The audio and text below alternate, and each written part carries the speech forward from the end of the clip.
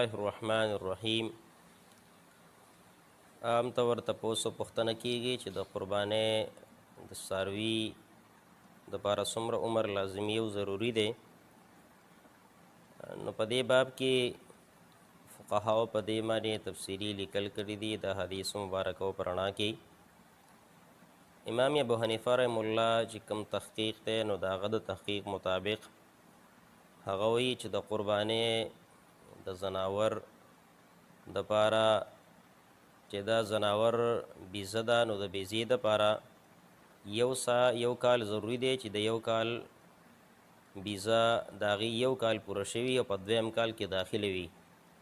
نو په دې بیزې باندې په دې چیلی باندې په دې باندې قرباني کیدی شي.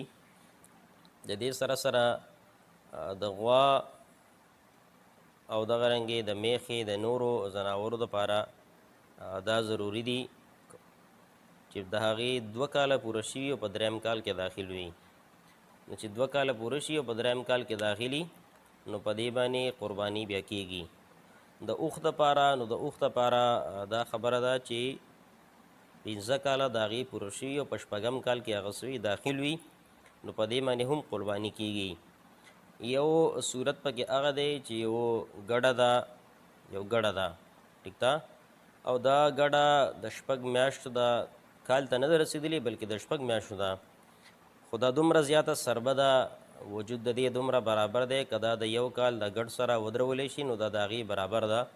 نو دغه ګډه چې د دې دا وجود غټ دی او د 6 میاشتو ده نو په دې باندې هم رسول الله صلی الله علیه و وسلم د قربانۍ کولو حکم کړی چې تاسو په دې باندې څه وکړئ، قرباني وکړئ.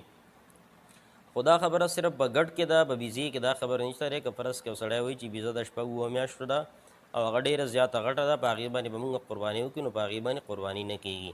نو دا ده چې د دې زناورو چې کم د هغې عمر پوره وي نو په دې باندې بیا قرباني کېږي. که فرض که عمر پوره نه وي نو په دې باندې بیا قرباني نه کېږي. عام طور بار خلک دا تپوس او پوښتنه کوي، هر ځای کې د خپلو علماء کرامو نه تپوس او پوښتنه کوي چې آیا په دې کې د غاښ راختل ضروري دي که ضروري په دې کې نه دي.